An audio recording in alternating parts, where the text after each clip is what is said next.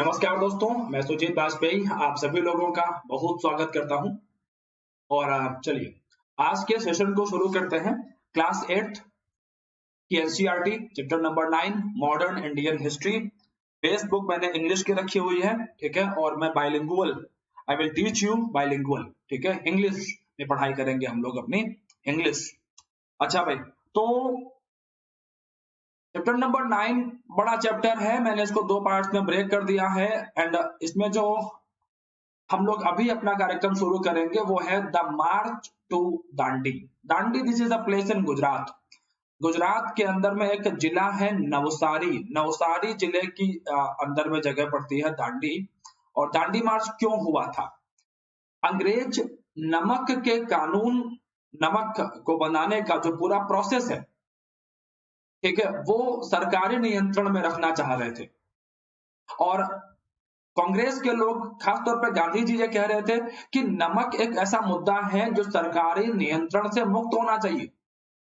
नमक हमारी थाली का वो अभिन्न हिस्सा है जिस पर सरकार का नियंत्रण नहीं होना चाहिए। अच्छा भाई, गांधी जी ने दांडी मार्च किया। 12 मार्च 1930 को साबरमती से निकले और दांडी तक पहुंचने का उनका प्लान था 24 दिनों का, डेली 10 मील चलते हुए। 5 अप्रैल को गांधी जी वहां पहुंचे और 6 अप्रैल की सुबह उन्होंने, देखो यहाँ पे 6 अप्रैल 1930 को गांधी जी ने दांडी के तट पर पहुंच करके जो प्राकृतिक नमक जो बिखरा हुआ था उसको उठाया, इकट्ठा किया। इसके अलावा पानी को उबाल करके भी नमक बनाया। अंग्रेजों को खुला चैलेंज किया गांधी जी ने। अब देखो, मैं तुम्हें एनसीईआरटी की यार, कितना तबाही मचाते हैं ये लोग एनसीईआरटी वाले। हाँ, ये यहाँ पर 240 माइल्स दे रखा है। हिंदी की आप एनसीईआरटी उठाओगे ना, तो हिंदी की एनसीईआरटी के अंदर में इसी चैप्टर में 240 किलोमीटर दे रखा है। मतलब हिंदी वालों के साथ इतना ज्यादा भेदभाव है, मतलब दिमाग खराब हो गया मेरा पूरी तरीके से। सही बता रहा हूँ, मजाक बिल्कुल नहीं कर रहा हूँ मैं यहाँ पे। तो मेरा गुस्सा ना फूट पड़ेगा। अब मैं एक बार दोबारा चेक करके तुम्हें बता देता हूँ, ठीक है। ऐसा मत करो, आप 2 मिनट रुको बस। ये हिंदी की एनसीईआरटी यहाँ पे खुली हुई है।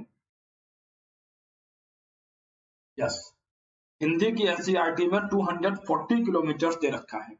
आप 2 मिनट रुको जरा, ठीक है। मैं पूरा मामला आज एकदम स्पष्ट करके जाऊंगा, आपको दिखा के जाऊंगा स्क्रीन पर। और तुम लोग भी जो है, आप एनसीईआरटी एक बार देखना और तुम लोग भी वहां से समझोगे इस चीज को।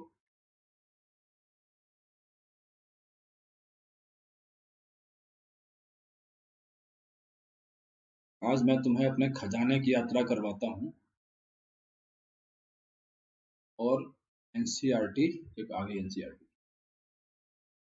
आ गई एनसीईआरटी स्क्रीन पर। चैप्टर नंबर 9 है, ठीक है। अब देखना इसको, इसको देखना तुम। इन्होंने क्या ड्रामे मचा रखे हैं ना। मतलब हिंदी वालों का तो कोई बस ऐसा ना हो मैं भावावेश में जो है कुछ अनाप शनाप शब्दों का प्रयोग कर जाऊं। गांधी जी का आगमन, ठीक है। देखो अभी आप देखो, आपको हिंदी इंग्लिश दोनों साथ में दिखेंगी, ठीक है। ये हो गया जनता के महात्मा, तुमको पढ़ा चुका हूं मैं।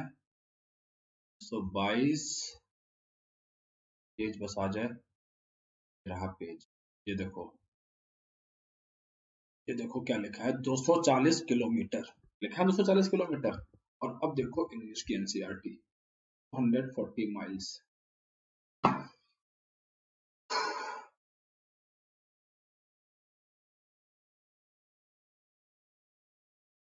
ऐसी न जाने कितनी गलतियां हैं जो मैं गिनवा चुका हूं आप लोगों को एनसीईआरटी की। आप लोग खुद देख लीजिए, प्रत्यक्षम किम प्रमाणम। अब जो हिंदी माध्यम का बच्चा होगा वो तो पढ़ के चला रहा है किलोमीटर, तुमने एग्जाम में पूछ दिया माइल्स, मर जाएगा वो तो।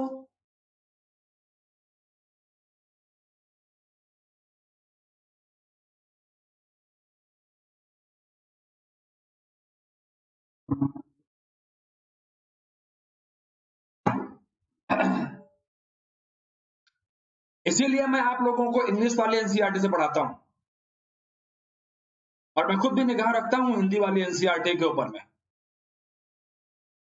इनको क्या है, ये तो एग्जाम में लिख देंगे कि अगर अनुवाद की कोई भी गलती होगी तो इंग्लिश का अनुवाद मान्य होगा, हिंदी वाले मरे, आत्महत्या कर ले हिंदी वाले, ये है। और ये एनसीईआरटी 2020-21 की है, देख लो इसको, ये हमारे राष्ट्रभक्त लोगों के द्वारा छपवाई गई एनसीईआरटी है, ये हिंदी के कर्ता धर्ता उनकी एनसीईआरटी है, देख लीजिए।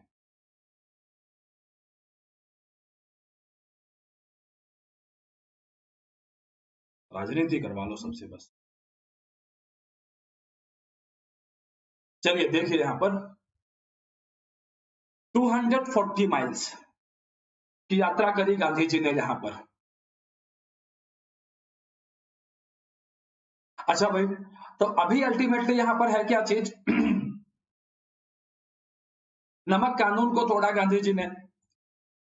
अब मैं आपको बता दूं कि इसी समय बड़ी सारी महिलाओं ने भी इस आंदोलन में हिस्सा लिया, और इसमें अंबाबाई का नाम आता है कर्नाटक से। वो 16 साल की थी जब वो महज जब वो विधवा हो गई, और उन्होंने पुरुषों के साथ कंधे से कंधा मिला करके महिलाओं की बराबरी के लिए आंदोलनों में हिस्सा लिया, प्रभात फेरियों में हिस्सा लिया, जेल गई।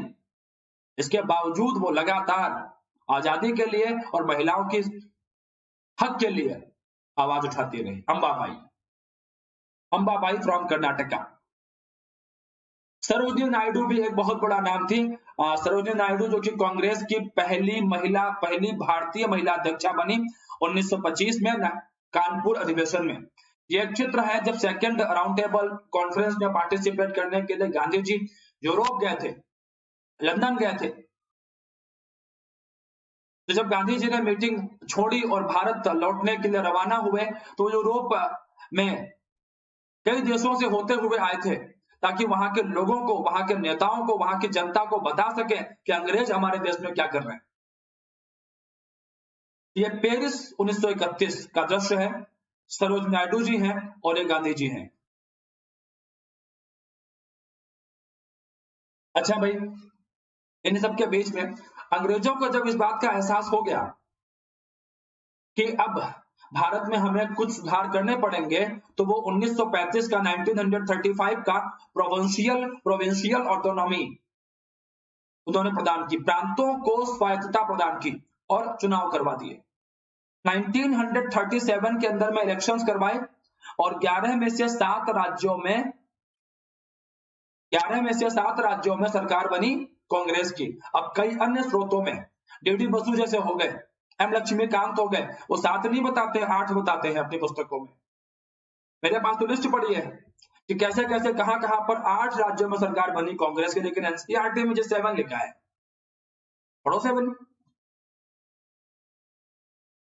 अच्छा भाई, in September 1939, after 2 years of Congress rule in provinces, the Second World War broke out. ठीक है भाई। क्रिटिकल ऑफ हिटलर, चूंकि कांग्रेस हिटलर की विरोधी थी, हिटलर जातीयता के आधार पर जो है नरसंहार करवा रहा था यहूदियों का, तो दोनों बुरे थे, हिटलर भी और ब्रिटेन भी। लेकिन ब्रिटेन ने जातीय आधार पर कम से कम उस दौर की बात हो रही है, हालांकि हाथ तो किसी के भी साफ नहीं है फिर, लेकिन उस दौर में, उस पॉइंट ऑफ टाइम पर ब्रिटेन थोड़ा ठीक है इन कंपैरिजन टू जर्मनी के। तो Congress leaders were ready to support the British. Congress के नेता अंग्रेजों का समर्थन करने के लिए तैयार थे, but there was a condition, इस शर्त पर कि पहले भारत को आजादी मिले, फिर समर्थन देंगे। अंग्रेज नहीं माने, अगस्त ऑफर फेल हो गया, क्रिप्स मिशन फेल हो गया। अच्छा भाई, इसी समय जो है एक वीर लखन नायक का नाम आता है उड़ीसा से। वीर लखन नायक, एग्जाम में क्वेश्चन हो सकता है, वीर लखन नायक कहाँ के थे, तो उड़ीसा के थे, और इनकी बहादुरी का वर्णन किया है कांग्रेस की उड़ीसा इकाई के अध्यक्ष थे बाजी मोहम्मद ने। बाजी मोहम्मद ने अपने संस्मरणों में लिखा है कि कैसे वीर लखन नायक ने अंग्रेजों के खिलाफ संघर्ष चलाया। अच्छा भाई, बाजी मोहम्मद ने भारत छोड़ो आंदोलन में पार्टिसिपेट किया था। एक लंबे समय तक जेल में रहे बाजी मोहम्मद। 20,000 से ज्यादा लोगों को भारतीय राष्ट्रीय आंदोलन में शामिल करवा चुके थे और उनको लीड कर चुके थे बाजी मोहम्मद उड़ीसा से। ये एक दृश्य है भारत छोड़ो आंदोलन के समय का, और यहाँ पर सुभाष चंद्र बोस और आईएनए की चर्चा की गई है। बोस बाबू का अपना स्टाइल था काम करने का। गांधी जी से उनकी अहिंसा की विचारधारा को लेकर के बोस जी के गंभीर मतभेद थे, मनभेद नहीं थे, दुश्मन नहीं थे, विचार नहीं मिलते थे। अच्छा भाई, फादर ऑफ नेशन का टाइटल गांधी जी को बोस बाबू ने ही दिया था, और बाद में बोस बाबू ने आजाद हिंद फौज की स्थापना की। कोहिमा और इंफॉल के रास्ते अंग्रेजों के साम्राज्य को उखाड़ फेंकने का प्लान भी तैयार किया, लेकिन इसी बीच सेकेंड वर्ल्ड वॉर का समापन होता है। ब्रिटेन आजाद हिंद फौज के लोगों को गिरफ्तार कर लेता है, उनके ऊपर लाल किले में ट्रायल चलता है, और बोस बाबू के बारे में न्यूज आती है 18 अगस्त 1945 को कि वो उनकी मृत्यु हो गई। हालांकि ये डिबेटेबल है, विवाद है इसके ऊपर में। और इन सबके बीच जब भारत छोड़ो आंदोलन चल रहा था, जिस समय इस भारत छोड़ो आंदोलन की कुछ फिगर्स है यहाँ पे, कैसे 1943 आते आते 90,000 से ज्यादा लोगों को अरेस्ट कर लिया अंग्रेजों ने, और 1,000 से अधिक लोगों की पुलिस फायरिंग में हत्या कर दी अंग्रेजों ने। कितना बड़ा आंदोलन था भारत छोड़ो, आप देख सकते हैं यहाँ से। और इन्हीं सबके बीच में मुस्लिम लीग के लोग विभाजन के अपना राग अलाप रहे थे। फ्रॉम द लेट 1930s, मतलब 1928-29-30, Muslim League began viewing the Muslims as a separate nation from the Hindus. ये शुरुआत है पार्टीशन की। अच्छा भाई, in developing this notion, it may have been influenced by the history of tension between some Hindu and Muslim groups in the 1920s and 1930s. RSS की entry भी हो चुकी थी, हिंदू महासभा की एंट्री भी हो चुकी थी, मुस्लिम लीग के भी कई सारे संगठन थे जो कि कट्टरवादी बातें करते थे, कम्युनल टेंशन को बढ़ावा देते थे। तो अब यहाँ पर है क्या चीज, हिंदू मुस्लिमों के बीच में जो कम्युनल ग्रुप्स बन रहे थे, उनके बीच में जो झगड़े हो रहे थे, मुस्लिम लीग इन झगड़ों का फायदा उठा रही थी। ये मौलाना अबुल कलाम आजाद साहब हैं, मौलाना अबुल कलाम आजाद 1942 में कांग्रेस की वर्किंग कमेटी में सेवाग्राम। आजाद जी के बारे में जरा आप लोग पढ़ लेंगे यहाँ से, कांग्रेस के यंगेस्ट प्रेसिडेंट रहे थे 1923 में मौलाना अबुल कलाम आजाद। पिताजी बंगाली थे, माताजी इनकी अरबी ओरिजिन की थी, ठीक है। और आजाद साहब वहादत ए दीन, मतलब कि सब एक है, सर्वधर्म संभाव की विचारधारा के समर्थक थे, और जिन्ना की टू नेशन थ्योरी के कड़े आलोचक थे। कौन? मौलाना आजाद। ये पिक्चर में ये है सामने Chakravarti Rajagopalachari. Chakravarti Rajagopalachari speaking to Gandhi before the Gandhi Jinnah talks 1944। 1944 में गांधी जी ने ये कहा कि अगर जिन्ना को सारी सत्ता चाहिए, सारी सत्ता उसको दे दो, लेकिन देश का विभाजन नहीं होना चाहिए। चक्रवर्ती राजगोपालाचार्य ने पार्टीशन का एक प्लान रखा सामने कि किस partition, in the sense Rajagopalachari plan यह था कि मुस्लिम बहुल जो क्षेत्र है उनको ऑटोनॉमी दे दी जाए, उनको ऑटोनॉमी दे दी जाए, थोड़ी सी स्वायत्तता अधिक मिल जाए पश्चिम के जो मुस्लिम बहुल क्षेत्र है और जो पूरब के मुस्लिम बहुल क्षेत्र है उनको, और इस तरीके से पार्टीशन को रोक सकते हैं। लेकिन जिन्ना ने, जब गांधी जी से उनकी बातचीत हुई तो उन्होंने एकदम वो अड़ गए कि नहीं नहीं, हमें तो बस पाकिस्तान चाहिए। सितंबर 1944 में बॉम्बे में गांधी और जिन्ना की मुलाकात हुई। 1920 में इन्हीं जिन्ना को गांधी जी ने कहा था हिंदू मुस्लिम एकता के अग्रदूत। Yes, and he was, Jinnah was very logical, very, मतलब बहुत ही एक तार्किक व्यक्ति हुआ करते थे। लेकिन मोहम्मद अली जिन्ना इस बात का जीता जागता प्रमाण है कि एक व्यक्ति अपनी राजनीति को चमकाने के लिए कैसे लाखों लोगों की जान ले सकता है। और अगर हम धार्मिक की बात करें तो मोहम्मद अली जिन्ना इतने कोई धार्मिक व्यक्ति नहीं है। फिर मुस्लिम लीग के लोग अंदर खाने में खुद कहते थे कि हमें खुद नहीं पता है कि जिन्ना को नमाज अदा करना भी आता है कि नहीं आता है। जिन्ना एक कन्वर्टेड मुस्लिम फैमिली से आते हैं। इनके दादाजी काठियावाड़ी हिंदू थे। फिर यहाँ शिया समुदाय और जिन्ना शिया मुस्लिम है, लेकिन इनको पोर्ट्रे किया जाता था सुन्नी मुस्लिमों की तरह। तो बड़े सारे धार्मिक पेच है यहाँ पर। एंड लखनऊ पैक्ट जो 1916 में हुआ था, बहुत बड़ा रोल था जिन्ना का उसमें। मुस्लिम लीग कांग्रेस की भी समझौता करवाया था। और 1934 के बाद मुस्लिम लीग को इन्होंने दोबारा खड़ा किया था। 1937 के इलेक्शंस की बातें मैंने करी थी, याद रखना उनको, अभी आगे फिर से जोड़ेंगे उनको। पटेल साहब स्मारक of India, iron man of India, Kheda आंदोलन 1918 से लेकर के कांग्रेस के कराची अधिवेशन 1931 के अध्यक्ष तक, और उसके बाद हिंदुस्तान के सारी रियासतों के एकीकरण के पिता वल्लभ भाई पटेल। अच्छा भाई, आप ये तस्वीर है जुलाई 1946 की, Bombay session of the Congress. अच्छा चलिए भाई, जिसमें गांधी और नेहरू गंभीर वार्तालाप में लीन है।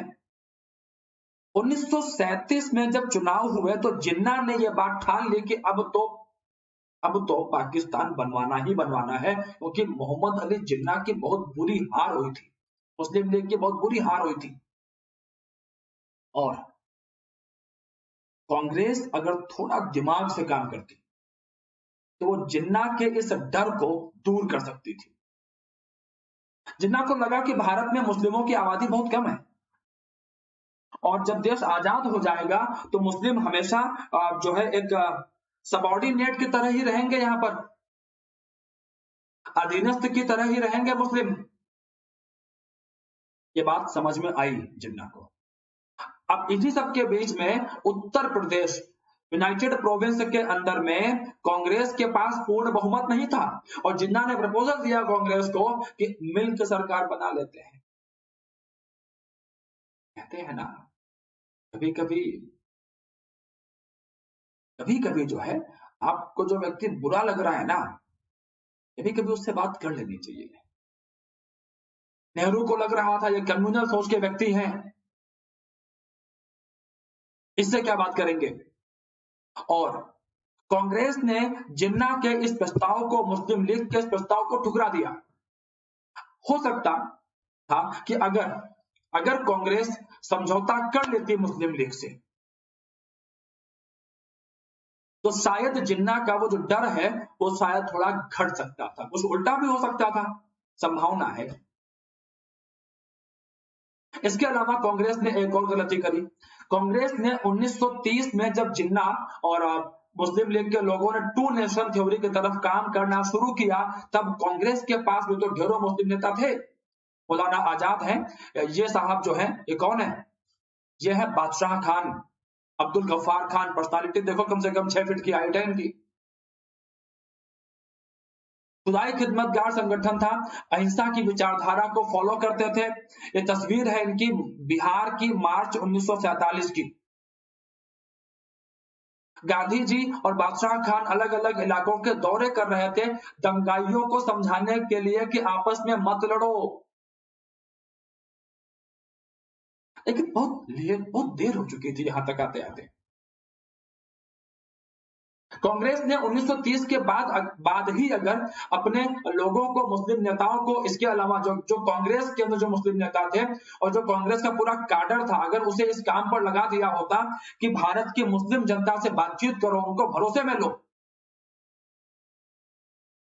तो शायद मुस्लिम लीग को जो सफलता मिली वो सफलता नहीं मिलती। इसके अलावा 1940 के बाद, खास तौर पर 1942 में जब भारत छोड़ो आंदोलन आरंभ हुआ, तो कांग्रेस के अधिकांश नेता जेल में थे।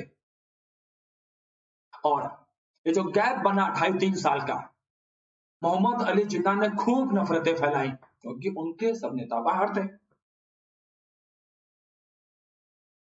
इस तरीके से हम देखते हैं कि हमारे देश के अंदर में लगातार नफरतों का जहर बढ़ता जा रहा था और इन्हीं सब के बीच में 1946 में जो है